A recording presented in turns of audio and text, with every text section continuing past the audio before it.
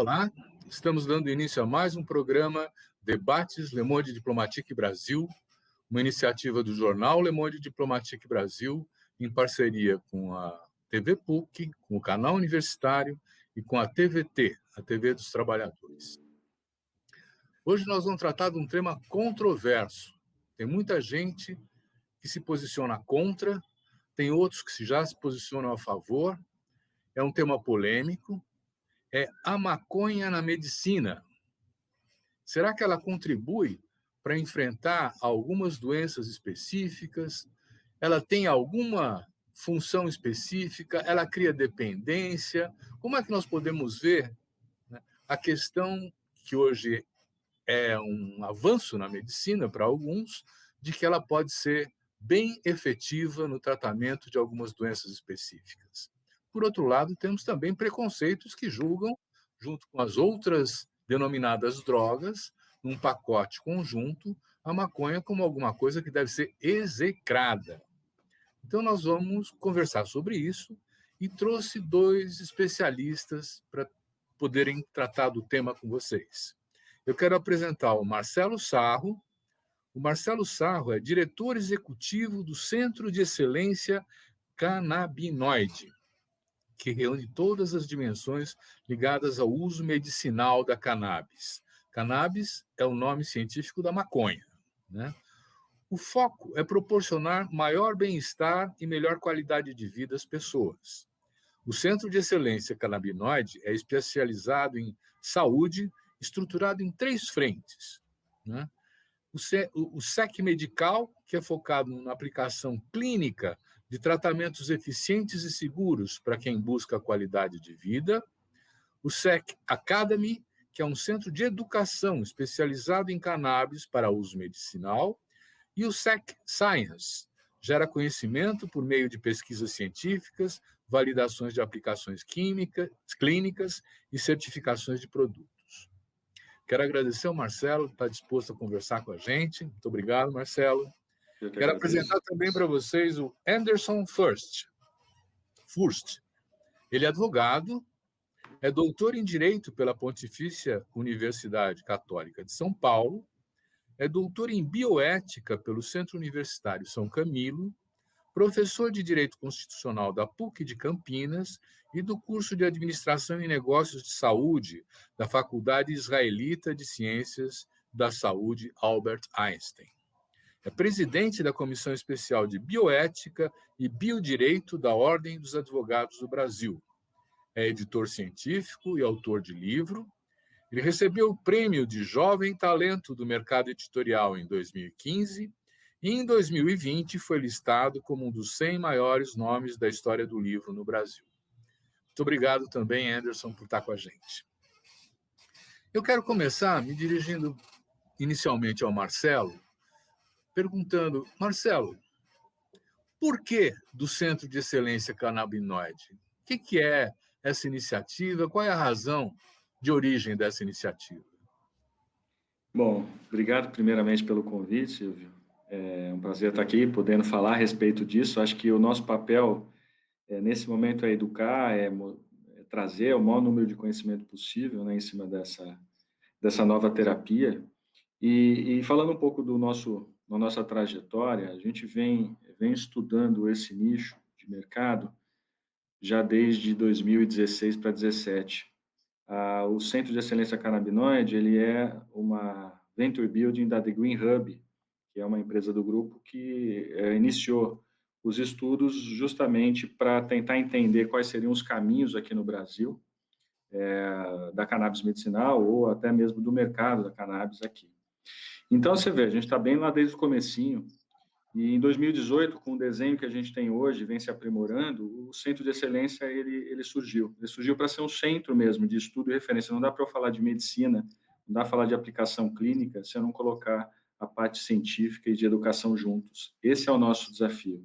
A comprovação do que a gente vê na clínica com o atendimento dos pacientes, né, o que a gente chama do estudo clínico anedótico, né, a gente vê efetividade em tratamentos que hoje a gente vê aí noticiado em vários locais, epilepsia, Alzheimer, Parkinson, o avanço que você tem de controle de dor crônica, né? Então, tudo isso a gente vê na clínica. Então, a motivação foi exatamente o olhar do paciente.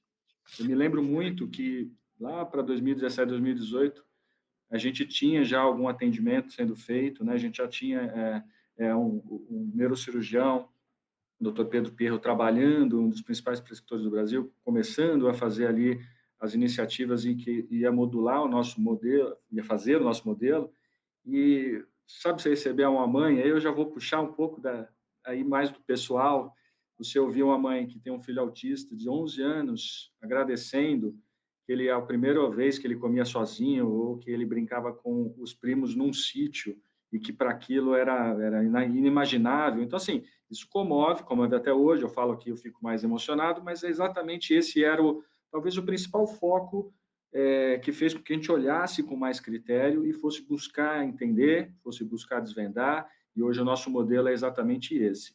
Hoje eu tenho evidências que são aplicadas, eu tenho estudos que são hipóteses que a gente vai levar isso para a pesquisa científica, a gente vai se aprofundar, e a gente está tentando entender esse mercado, que é o que a gente acha que vai um pouco trazer aqui, né? Como é que ele está se moldando, de que forma a gente pode usufruir dessa, ou brigar para que isso tenha mais acesso, tenha mais relevância no cenário terapêutico. Não é isso. É um pouco aqui um bom overview começo. aqui geral, tá bom? Bom começo. E eu vou provocar o nosso advogado. Não é ilegal maconha? Como é que é essa história? O Anderson está infringindo a lei?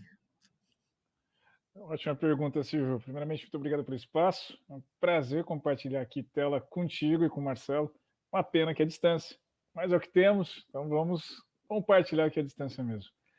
Silvio, no Brasil, nós temos uma regulamentação do século retrasado. Aqui no Brasil, nós tratamos cannabis como se fosse exclusivamente possível utilizá-la para fins psicotrópicos, como se eu apenas pudesse utilizar a cannabis para tráfico, para recreação, ou chamado uso adulto, como se não tivesse dentro da espécie cannabis uma diversidade muito grande de plantas, inclusive espécies de cannabis que sequer têm THC em quantidade relevante para poder fazer o uso psicotrópico, como se não tivesse outras possibilidades de uso. Apenas para citar aqui um exemplo, os barcos que chegaram aqui no Brasil em 1500, as velas deles eram feitas não de algodão, porque o algodão não daria conta da maresia, mas feitas de cânhamo, que é uma das plantas dentro da variedade cannabis, que hoje são proibidas por conta da lei de drogas no Brasil. Além disso, Marcelo bem comentou a questão do uso medicinal. A primeira vez que tem um relato científico de uso medicinal com a medicina baseada em evidências, dentro do modelo mais ou menos parecido com o que nós conhecemos hoje, medicina baseada em evidência, é de 1840, de um médico que estava na Índia, porque na Índia secularmente já fazia uso medicinal e não era relatado nos modelos formais como nós conhecemos hoje em dia. Então nós temos hoje um modelo que é arcaico, que só considera que é possível utilizar para tráfico e para entorpecimento, e não observa inúmeras outras aplicações industriais ou medicinais. Então, mas olha, Marcelo, aliás, Anderson, eu vou continuar com você. Pelo que eu me preparei assim para conversar com vocês, desde 2015 a Anvisa diz que pode ter canabidiol de remédio, não é isso? É uma resolução que é a resolução da diretoria colegiada número 327. É uma resolução que ela veio para dar uma resposta a vários processos judiciais, de habeas corpus especialmente, autorizando que famílias plantassem em casa, né, ou seja, produzissem o autocultivo para extrair o óleo com a finalidade medicinal. Acontece que essa resolução ela autoriza o pedido de registro de medicamento cujo princípio ativo seja o canabidiol. Só que para a Anvisa, canabidiol deve cair do céu ou ser importado apenas. E eu estou citando essa hipótese porque nós estamos vendo na vacina, aqui para a pandemia de Covid-19, que depender da importação de insumos ativos farmacêuticos não é uma boa coisa. Então, para a família dos pacientes que precisam importar, o custo médio mensal é na casa dos R$ 3.000, algo que é impeditivo para inúmeras famílias brasileiras. Então, em vez de nós possibilitarmos a produção nacional desse medicamento, sem ter que importar este insumo, nós estamos fazendo o quê? Colocando toda a tecnologia na mão de empresas e interesses estrangeiros e nos submetendo a esses interesses estrangeiros e de outras empresas, além de não podermos fazer toda a captação de recurso, tributação, gerar mão de obra, gerar emprego, gerar tecnologia aqui no Brasil. Bom, vamos então começar a aprofundar uma reflexão sobre a dimensão medicinal, vamos dizer assim, do canabidiol. É isso, não é? Quer dizer, Isso. então, eu fiz dei um olhar e tem aí uma série de doenças que podem ser, não digo só tratadas como uma possibilidade de erradicação, mas amenizadas, suavizadas no seu impacto com o uso do canabidiol, com o uso da maconha, não é? O que você pode nos contar, Marcelo, sobre os diferentes usos do canabidiol? Você começou a dar um toque, mas vamos aprofundar isso. Tá. Bom, eu quero só puxar o gancho aqui do Henderson, eu acho que a fala dele é muito importante. Essa questão hoje que a gente passa que o maior agressor ao tratamento é o preço, tá? É o acesso. Então, assim, isso você tem alguns casos, a gente tem casos, por exemplo, de fibromialgia, você não tem uma medicação na farmácia que sirva para isso, nem um diagnóstico preciso, é um transtorno pós-traumático, e você tem ali toda uma somatória de comorbidade junto, uma depressão, vai aumentando isso porque a pessoa fica isolada do mundo com muita dor, e com o uso do CBD, a pessoa consegue reaver a vida dela novamente, ela consegue ter a CBD é o quê? esperança. É o óleo do CBD, é o extraído da planta, né? É o Ah, composto que ela utiliza. A gente tem hoje 2 fitoterápicos, o CBD e o THC, que são os mais difundidos, mas há uma enormidade deles e já estão sendo descobertos e incorporados os terpenos, né? Então, a composição e a concentração do óleo é exatamente essa possibilidade até de uma medicina personalizada.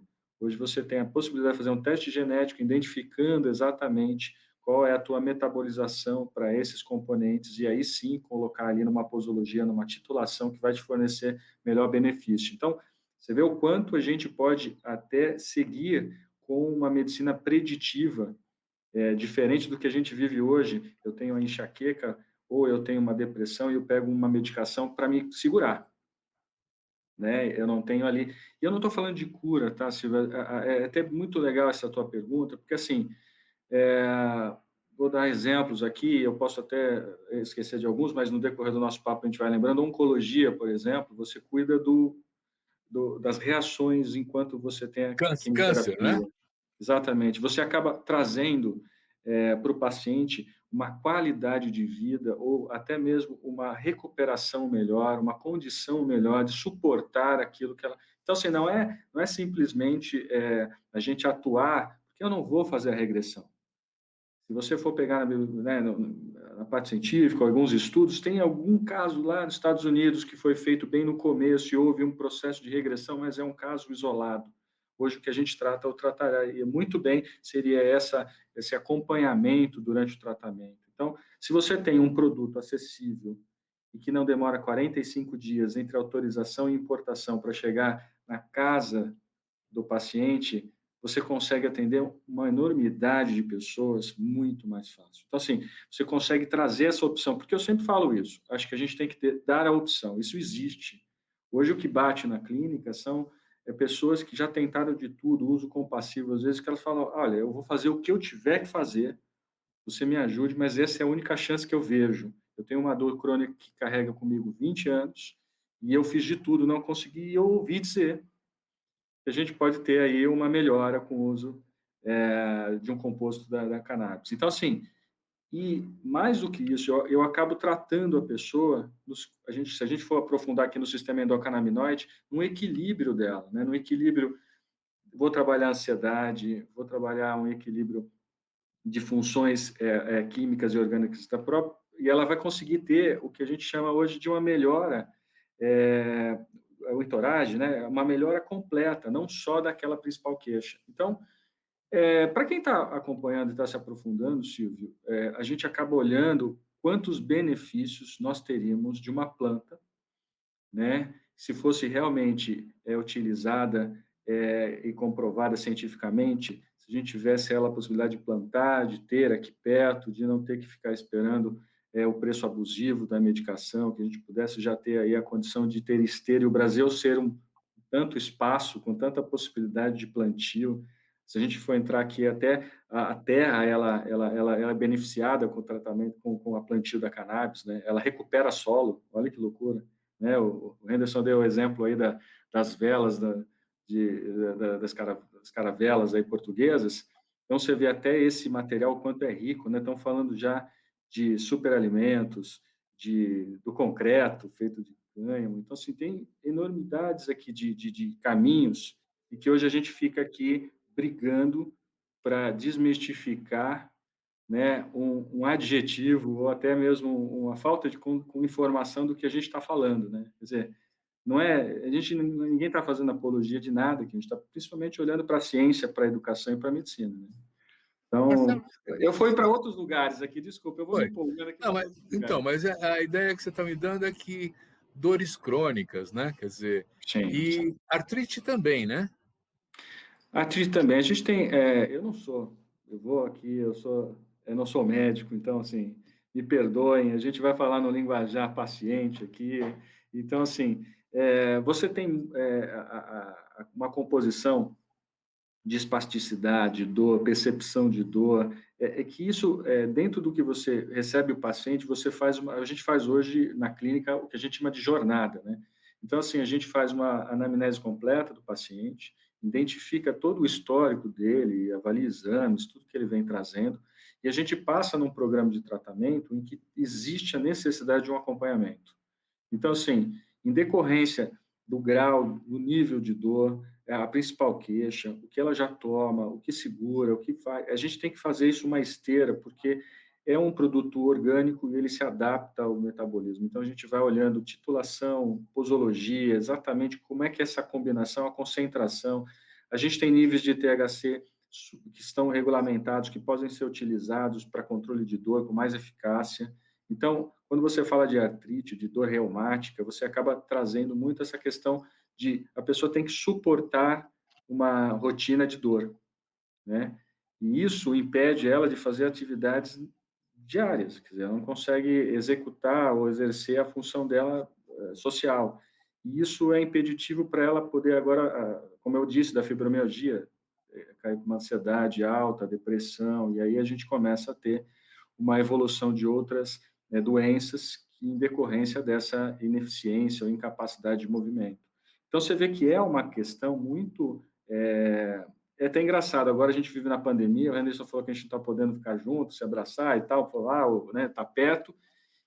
E o que isso pode ocasionar depois dessa pandemia, né? O que a gente já vê em estudos da saúde mental, né? O que a gente vai ter hoje de problemas referentes a esse mal, né? O mal que vem depois da pandemia, né? O que hoje já se situa. E eu acho que a gente tem que cuidar muito dessa composição do tratamento, não da patologia, mas da pessoa, que é o que a cannabis nos dá. Como eu falo de personalização, de óleo, de concentração, de dosagem, eu estou olhando para o paciente. Eu tenho o mesmo paciente que tem as mesmas queixas, a mesma idade, mas ele metaboliza diferente e o tratamento dele pode ser diferenciado para o mesmo fim. Controle de dor, por exemplo. O que você está me falando é mais ou menos que o canabidiol é um produto de sedação, né? Quer dizer, que retira um pouco a dor das doenças crônicas, é isso? Então, isso na verdade é a sensação. Quando você fala de sedação, é aí que é o grande problema das pessoas falarem que elas vão ficar chapadas ou elas vão ficar fora de si. Isso não acontece. A gente não tem o psicoativo. O que a gente faz é exatamente modular os receptores, né? que a gente tem no próprio corpo. Nós temos um sistema endocannabinoide, então, quando você faz essa conexão de receptores, você começa a equilibrar o seu sistema. O sistema endocannabinoide ele é tido como orquestrador dos outros sistemas. Então, ele começa a fazer com que você tenha um melhor sono. Mas não está te sedando. Ele te deixa, na verdade, com que você produza, né, tudo que você precisa para estar bem durante o seu sono. Então, não é você sedar a pessoa. Sedar é uma coisa que você usa para tirar ela de si. Ela está, na verdade, como o que a gente chama wellness, a qualidade de vida dela está melhorando, né? Ela consegue ter um apetite melhor, porque ela dorme bem, ela consegue ter menos dor ou a mesma sensação de dor, ela consegue tirar aquilo que faz com que ela não trabalhe diariamente com as atividades que ela gostaria de fazer. Eu dei o exemplo aí da fibromialgia, e isso é muito claro quando você se acostuma com a dor diariamente e vive anos dessa forma, você se adapta, né? O ser humano tem essa capacidade de se adaptar e ela reduz a vida dela apenas olhar para... Opa, eu mutei aqui sem querer. E ficar com ela. Então, assim, Silvio, a gente está muito focado aqui na dor crônica, mas até para a gente completar, a gente tem doenças neurológicas, doenças de saúde mental, a gente tem hoje tratamento odontológico, olha que bacana, para ATM e dor orofacial, você consegue fazer o controle da dor, né? Então, assim, as pessoas, às vezes, elas vão ter todo um tratamento com o especialista, mas ela vai buscar um produto natural. Dermatologia está aparecendo, algumas comprovações. Então, assim, o cenário é grande, né? A gente tem muitas possibilidades, mas como a gente está ali no centro, a gente sempre olha com muito critério para isso, para não virar um medicamento que serve para tudo. Então, não é essa a questão.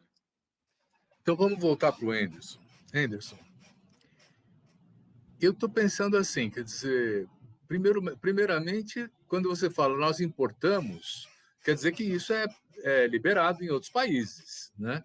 Exatamente. Queria ouvir um pouco de você essas considerações, assim, aonde, como está sendo consumido isso, né? Quer dizer, produzido, consumido, tal.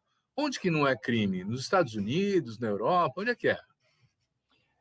Silvio, nós temos alguns modelos de regulamentação. Então, por exemplo, nós vamos ter um modelo em que tudo é permitido, ou seja, tanto o plantio para uso medicinal, industrial e recreativo ou adulto, como também nós vamos ter um modelo em que apenas para o uso medicinal ou industrial.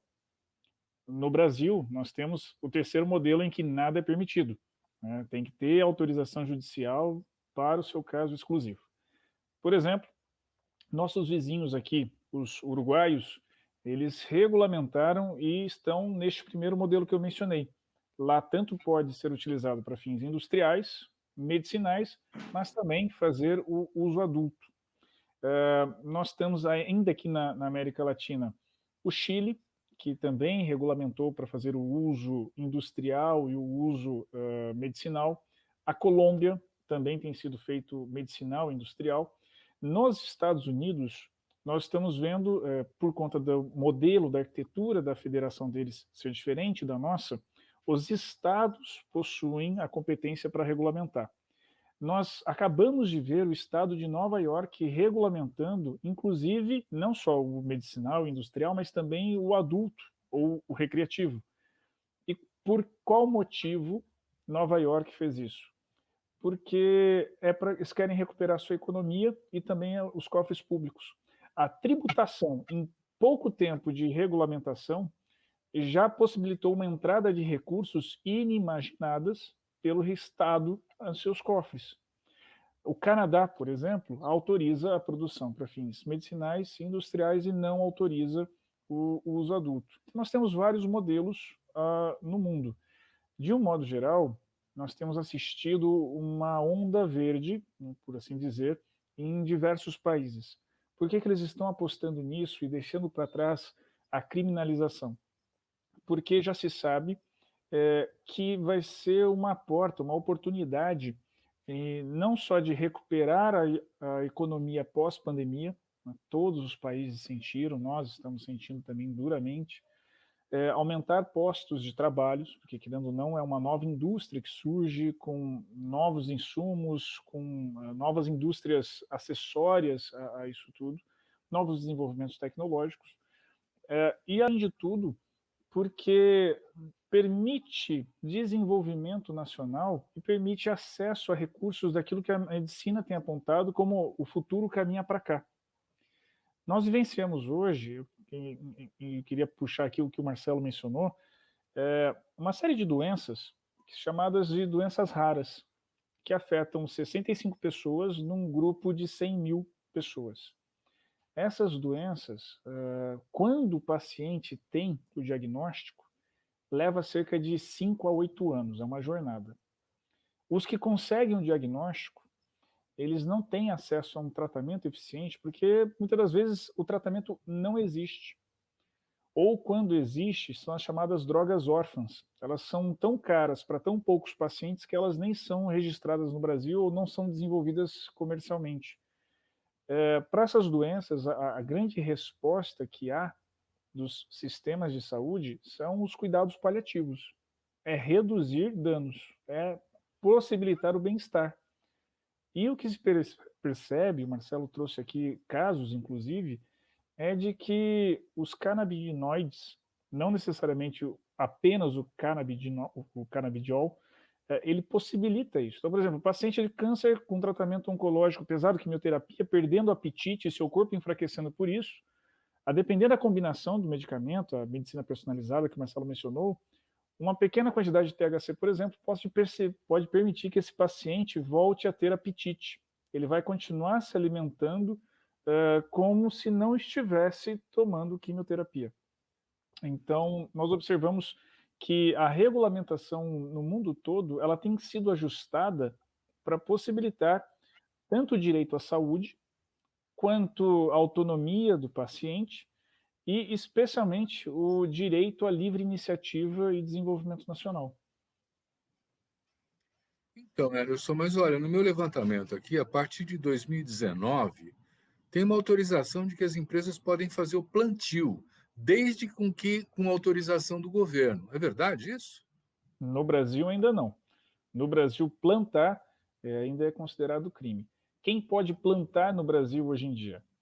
Quem pode plantar no Brasil são as associações que obtiveram autorização judicial, as famílias e ou pacientes que, por meio de habeas corpus, conseguiram um salvo-conduto para produzir em casa, que é o autocultivo, e apenas este. Nós temos empresas que estão tentando.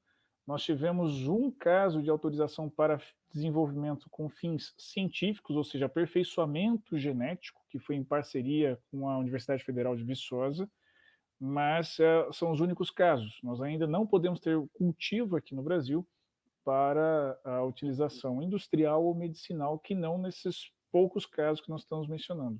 Não à toa está em debate o PL 1399 no Congresso Nacional para regulamentar essa situação. O PL quer regulamentar o quê? E o PL quer regulamentar a produção nacional de uso medicinal e industrial. Esse também tem sido objeto de discussão, porque ele não trata da questão do autocultivo, que seria o mesmo caso dessas famílias que estão produzindo e extraindo manualmente, artesanalmente, o próprio óleo para utilização, e tampouco não trata da questão da sociedade civil organizada produzindo, que é o caso das associações. Nós temos, então, essas duas situações fora da regulamentação. Então, ela vem em tempo oportuno, mas ainda assim insuficiente. Na Argentina, por exemplo, Silvio, o sistema lá prevê o registro da pessoa produzir individualmente. Ela precisa se registrar, ela passa por um cadastro, ela sofre monitoramento, ela pode receber uma visita surpresa para poder ver se ela está produzindo apenas o suficiente para si e dando a adequada destinação. Mas permite que a pessoa faça o autocultivo. Nós temos que lembrar que é uma planta que existe no mundo há muito tempo. E da mesma forma como meus avós e meus pais plantam boldo para poder fazer o chá depois da feijoada, as pessoas poderiam ter acesso a um tratamento natural. Então, é essa a ideia do autocultivo que vários países possibilitam, e aqui no Brasil, a regulamentação vem negligenciando essa possibilidade. E tem uma lógica muito, esse exemplo é maravilhoso, quando você vai pensar lá dos avós, ou né, que você tinha ali o boldo, tinha outras, chazinho de hortelã, aquela coisa toda, que eu acho que é essa questão da escolha, né? Não é todo mundo que prefere fazer essa opção do cultivo, gostaria de ter um formato pronto para poder usar, porque Dá um trabalho danado. exatamente e tal, a discussão da questão da estabilidade de produto, das genéticas, daquilo como é produzido, né, do grau farma, aquela coisa toda, mas eu acho que dá para conviver tudo, né? É questão de direito. Tem pessoas que acharam genéticas, em vários casos, de pessoas fora do país, não aqui, e que hoje tem ali o seu plantio para o tratamento de algum ente querido. Então, assim, não vejo problema desde que seja regulamentado, seja feito corretamente, esteja com uma regulamentação segura, porque a segurança do paciente é o primeiro, né, o seguro de quem está consumindo. E eu vejo que no Brasil a gente confunde muito essas questões, né? As questões são muito... a gente não fala banana com banana, não, você mistura tudo, todos os assuntos, você responde a um argumento com outra situação, né? Porque eu acho que isso caminha junto. É óbvio que a PL, o projeto de lei, ele tem algumas falhas, né? Ele não consegue olhar para um todo, né? Mas é um assunto muito difícil. É um assunto muito difícil, né? Se você for levar pelo lado social, você tem uma reparação social. Se você for levar para outros caminhos, né? Ou para vários caminhos, talvez a gente não entre num consenso. Eu acho que um caminho de cada vez, talvez a gente consiga amadurecer a ideia de uma maneira. Eu falo isso porque em 2016, 2017, você não podia falar cannabis, né? A gente sofre hoje até com a mídia, né? Há muitos termos bloqueados, você não consegue produzir conteúdo livremente, de maneira com curadoria, tudo, mas você não consegue. Você tem ali uma relação de apologia quando você está tratando de um assunto só porque você usa a palavra cannabis. Então, assim, isso é impossível dentro de um aspecto em que você tem que educar, né? Que você tem que trazer as menções certas e começar a trabalhar isso. Então, quando eu olho para essa situação, eu vejo que a gente ainda tem... Seu som. Alô? Eu estou com som. Deu Não deu alguma... mute, não. Está Não, ouvindo agora tá. agora? Agora tá. Acho que ficou o Ficou microfone. preso aqui, Deixa eu aproveitar, Marcelo, já que interrompemos, fazer uma provocação para você. Se importar o canabidiol é tão complicado, fumar um baseado resolve? A gente está com duas possibilidades diferentes. Eu não sei o que tem dentro do baseado, né? O baseado também vem sem essa possibilidade. E o tratamento vaporizado, né? O tratamento sem nenhuma prescrição, nenhuma visão médica do que é que realmente nós esperamos e o que nós temos ali, porque o que eu falei da estabilidade do produto. Quando você coloca uma droga para dentro do seu organismo, você tem que saber exatamente aquilo que está entrando e o que é que você espera de resultado com isso. Senão você não controla nada. Então, não é que eu fiquei melhor porque eu fiz o uso de um baseado, que eu vou ter amanhã o mesmo baseado, o mesmo fornecimento. Quer dizer, é um lado muito empírico, muito frágil, muito... Eu estou falando de medicina, estou falando de tratamento, estou falando de avaliar o seu basal e seguindo. O que você tem hoje, o que você espera. É um trabalho conjunto e precisa ter responsabilidade. Então, assim, acho muito difícil a gente entrar. Isso é legal a gente colocar aqui abertamente, da maneira como foi colocado, Silvio, porque existe aquela coisa, eu vou ficar chapado, porque é exatamente o que eu falo, a gente tá falando de duas coisas diferentes, né? Quando eu falo de uso adulto, eu carrego o psicotrópico, eu carrego... Que coisa que não tem. Eu tenho na regulamentação 0,2, 0,3 de THC no máximo, que é proibido, não, que é permitido agora. Está sendo... Eu não tenho como fazer essa modulação, eu não vou chapar a pessoa para ela ficar bem. Não é esse o intuito. O intuito, basicamente, é a gente trazer o equilíbrio para ela, né? A gente trazer e tirar dela um componente que desestabiliza. E aí sim eu consigo fazer o tratamento seguro. E tem a questão da concentração também, né, Marcelo? Ao Exatamente. vaporizar, você perde esse controle de qual é a concentração que o corpo está absorvendo. Que é muito relevante para um tratamento, para a gente conseguir manter a estabilidade daquela concentração constantemente, até mesmo saber qual é a concentração que está dando certo com aquele paciente. Né? E tem a questão da curva, né? O seu Exatamente. organismo ele vai ter ali a questão do sino, lá que você tem basicamente um momento em que você estabiliza aquela dosagem, que você começa a entrar num platô e você precisa avaliar isso, porque daqui a pouco você vai precisar ou de doses maiores ou menores, você tem que equilibrar isso. Como é que você faz isso sem controle algum, né? Sem qualquer medida técnica? Né? Anderson, vamos entrar nessa história. Eu me lembro, inclusive, que o Fernando Henrique Cardoso ele fez parte de uma comissão das Nações Unidas, né? E acabou concluindo pela defesa da legalidade do uso da maconha, né?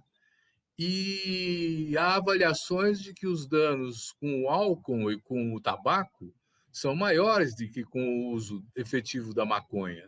O que você tem a dizer com isso, sobre isso?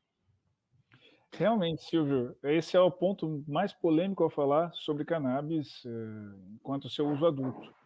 Mas diversos estudos ao redor do mundo demonstram que o impacto social da legalização do uso adulto da maconha é muito menor do que o impacto que teve o alcoolismo ou o tabagismo. Além disso, quando se trata para a discussão da saúde pública e não de segurança pública, alguns ganhos são tidos. Por exemplo, eu consigo observar, isso aqui é um estudo, tá, que apenas 8% de quem usa vai desenvolver o vício, o que é um número muito menor do que álcool ou tabaco. O tabaco tem um número muito maior, cocaína, então, nem se fala.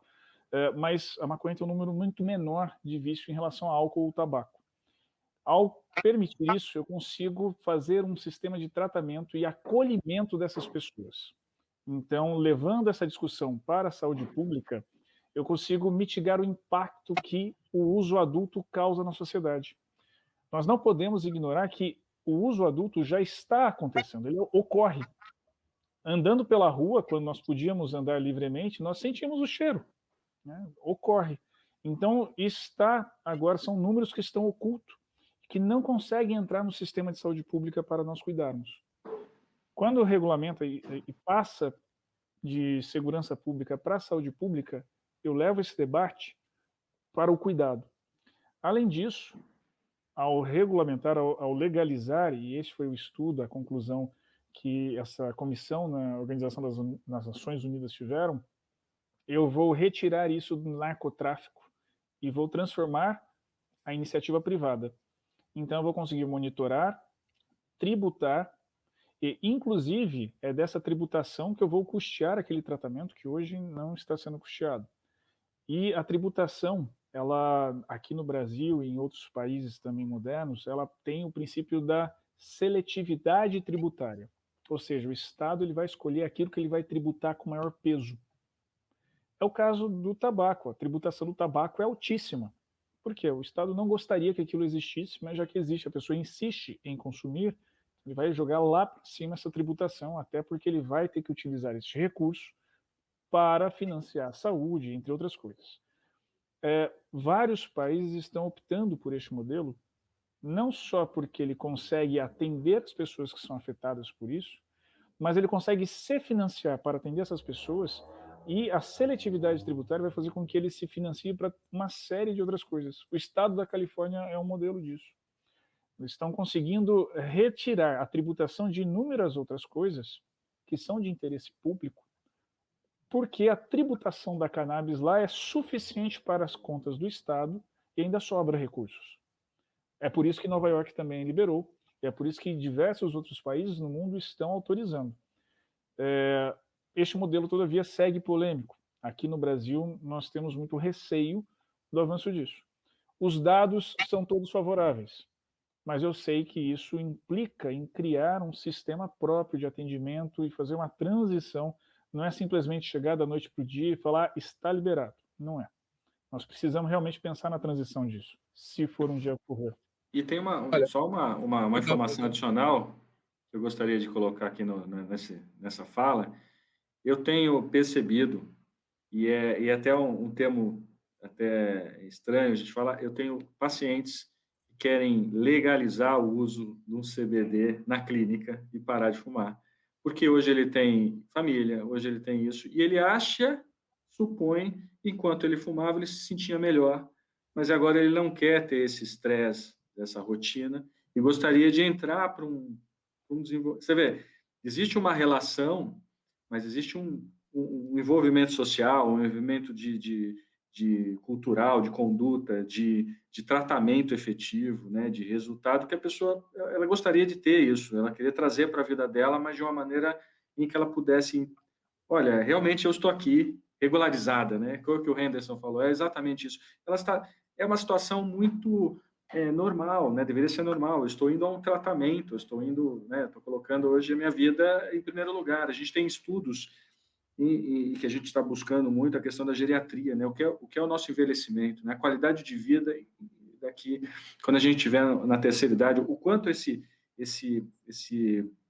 espaço de tempo de vida a gente precisa estar bem, né? O quanto a gente pode se preparar para isso, o quanto a gente gostaria de ter qualidade de vida no momento em que a gente pode ter um pouquinho mais de tranquilidade, né? E hoje tem muito essa iniciativa da gente começar a se alimentar bem, buscar produtos mais naturais, começar a olhar para algo que a gente vai entrar num pé no wellness, que é a pessoa equilibrar o seu estado de, né, ela ter ali um equilíbrio de sono, que a gente vai se repetir aqui, mas esses são os benefícios clássicos do CBD quando usado. Então, você tem aí um caminho muito bom para frente de olhar para, volto a dizer, preditivo, né? Olhar para antes de eu ficar doente, né?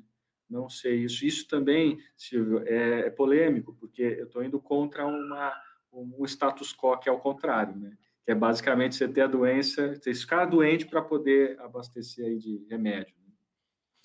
A indústria do tabaco, por exemplo, ela sabe que o tabaco gera câncer e vende, né? Então, o que nós precisamos mesmo é de uma regulação pública, porque na mão da iniciativa privada, o que interessa para eles é outra coisa, né? Por Exatamente. exemplo, você vai para a Holanda, você entra num café e você pode escolher o tipo de maconha que você quiser, proveniente de vários países da África, da América do Sul, de tudo quanto é lugar, né? E lá, com a permissão que houve de poder fazer o consumo livremente, não aumentou o número de consumidores, ao contrário, caiu, né? Quer Uruguai dizer, também. Uruguai também? Também. Diga lá. O Uruguai, quando abriu, primeiro que imaginou-se que a América do Sul ia descer para lá, né? Até pela proximidade com o Brasil, com a Argentina. Não. Permanece, a quantidade de pessoas que usavam permaneceu, os números de saúde pública são exatamente os mesmos, nada alterou-se, não aumentou a violência, não aumentou a quantidade de acidentes de trânsito, não aumentou a violência doméstica, não aumentou estupro, nada disso aumentou. Simplesmente fez o quê? Agora tributamos, melhorou as contas do Estado, e agora sabemos quem são e quem produz e para onde vai. E a qualidade, né? Você precisa E a atender ali a qualidade, qualidade, né? Porque exatamente. basicamente esse é Eu queria É, colocar um ponto aqui também, ó, Silvio, que já que a gente está falando de uma coisa muito polêmica, eu queria contrabalancear com uma coisa muito humanística, que eu acho que é válido. Nós estamos passando por uma situação que o Brasil ele volta a entrar no mapa da fome. Os números da fome, da insegurança alimentar no Brasil são altíssimos. Tempos anteriores, nós tínhamos até o Conselho Nacional de Nutrição e Segurança Alimentar no Brasil, que nos últimos anos não foi instaurado pelo atual governo. E veja, e me preocupa bastante a alimentação, por exemplo, de uma criança de até 4 anos, porque se ela não se alimentar adequadamente, isso vai impactar o resto da sua vida. Não adiantará, ela vai ter uma cognição prejudicada, concentração prejudicada, isso vai atrapalhar seu rendimento escolar, seu futuro profissional, vai atrapalhar sua existência. Nós fechamos portas para ela porque ela não se alimentou bem até os 4 anos. A semente da cannabis, o quilo dela tem muito mais proteína do que o quilo de frango. E ela possui os 20 aminoácidos conhecidos para a construção das proteínas humanas. Então, veja, ao passo que eu estou falando de uma coisa muito polêmica, eu queria falar uma coisa muito humana também. Eu consigo fazer políticas públicas de alimentação com qualidade, com eficácia e a um baixíssimo custo de política pública com a cannabis também.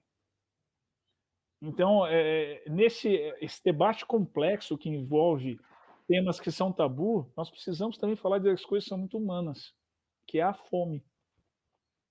Eu fui membro do conselho também, eu acompanhei assim todas as políticas que envolveram, inclusive, a adoção do agrotóxico no cultivo dos alimentos, que é um veneno, né? Quer dizer, nós estamos aqui falando das possibilidades e riscos da cannabis, mas nós não estamos falando, por exemplo, quando a gente fala da fome, que nós estamos sendo envenenados quando a gente come o tomate, quando a gente come, enfim, quer dizer, a nossa alimentação, né?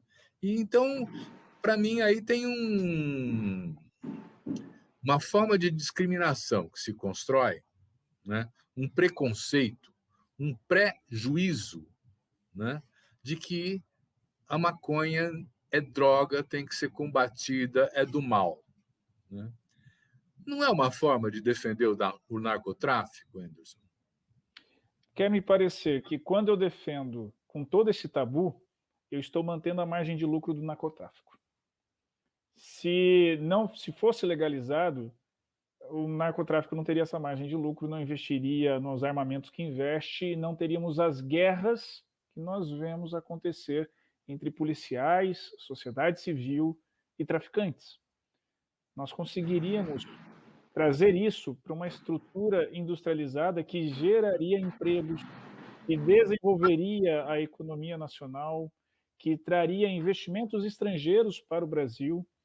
E, Silvio, olha que interessante isso. A mensagem da nossa Constituição é essa. A nossa Constituição deixa um objetivo muito claro para o Estado, que é o do desenvolvimento nacional, que é o da redução das desigualdades regionais e, mais ainda, que é o da valorização do mercado interno como um patrimônio social. A nossa Constituição fala isso. O mercado interno é um patrimônio social. Veja, se o mundo inteiro está vendo esta planta com este potencial econômico, com essa efetividade do direito fundamental à saúde, que Marcelo tão bem descreveu aqui, e ainda com a geração de novos empregos, com a tributação para o desenvolvimento de outras políticas públicas, eu só vejo que a regulamentação insuficiente ou criminalizando, como é a atual, a única palavra que eu posso dizer é que ela é inconstitucional. Isso me permite uma segunda palavra do que eu posso dizer dela, é que ela é desumana. Ela vai contra os interesses de direitos humanos no Brasil. Gente, o papo está ótimo, nós estamos chegando no final do nosso programa. A gente se empolga, vai falando, né? O assunto então, é rico. Nós temos aí 2 minutos para cada um, no máximo, né? Eu queria que vocês olhassem para o futuro. Qual é a expectativa? Em que se aposta, Marcelo, quando você está dirigindo esse Centro de Excelência Canabinoide? Em que se aposta, Anderson, quando você fala assim, nós precisamos respeitar a humanidade e desenvolver a humanidade entre as pessoas? Você quer começar, Marcelo? Quero. Eu acho que a gente vai falar muito próximo, a gente vai fazer uma convergência lá na frente, né? Quer dizer, é difícil você projetar, você quer o futuro que eu gostaria, o que eu espero, né? Então, assim, eu vou falar aqui, até porque o tempo é curto, mas do que eu acho que a gente vai ter que batalhar muito, o que eu gostaria, é que as pessoas tivessem acesso, realmente, em que a gente pudesse ter cada vez mais conhecimento, cada vez mais acesso à assistência de saúde, que a gente pudesse proporcionar para as pessoas a possibilidade dela ter contato com essa terapia e que a gente pudesse passar para as pessoas uma mensagem que a gente está construindo algo muito novo, mas que é muito forte. A cannabis hoje ela é o ouro verde que a gente fala, mas ela é potencialmente, ela vai trazer benefícios para a sociedade toda, né? De tudo que a gente já falou, né? Então, o Centro de Excelência, ele tem essa missão. A missão é de cada vez mais trazer para perto essa possibilidade terapêutica, brigar pelo acesso, trazer as melhores práticas. Então, assim, o paciente que quer entrar num lugar onde a gente vai poder olhar para ele, poder usar as melhores práticas mundiais, a gente pode ter os médicos na formação acadêmica, porque eles precisam também entrar nessa jornada. A gente falou pouco aqui da área médica, não vai dar tempo, mas a gente precisa trazê-los também para isso. E ciência.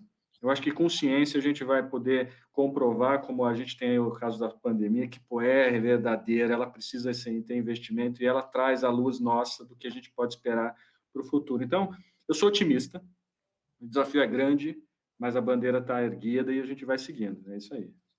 Obrigado. Anderson. Silvio, um psicólogo social do século passado tem uma afirmação polêmica que diz que a humanidade ela simplesmente tem um verniz civilizatório. Quando colocado em situações extremas, esse verniz cai por terra e vira barbaridade. Nós já passamos por tanta coisa de lá para cá, e neste país especialmente, e o nosso verniz civilizatório nunca caiu. Pelo contrário, quando nós vemos a ação de empreendedores sociais, quando nós vemos a organização da sociedade civil, na pandemia mesmo, para alimentar famílias, para levar condição para aqueles que não têm, eu acredito que nós temos aqui ainda uma profunda empatia. E é de empatia que nós estamos falando quando falamos de levar recursos para retirar a dor, para melhorar a qualidade de vida, o bem-estar de uma pessoa.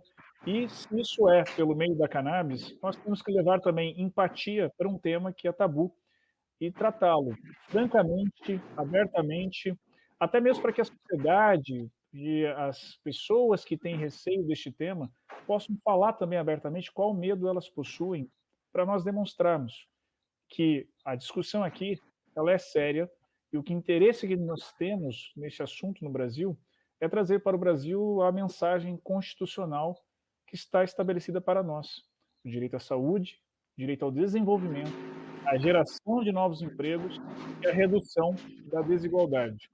E, claro, a empatia é que vai nos levar a olhar para aqueles que estão sofrendo agora e pensar melhor neste tema, como sendo uma possível resposta para isso tudo. Eu quero agradecer muito ao Marcelo Sarro e ao Anderson Furst a brilhante apresentação que vocês fizeram e agradecer a você que nos assiste também e nos acompanha nesse programa. Semana que vem tem mais. Obrigado.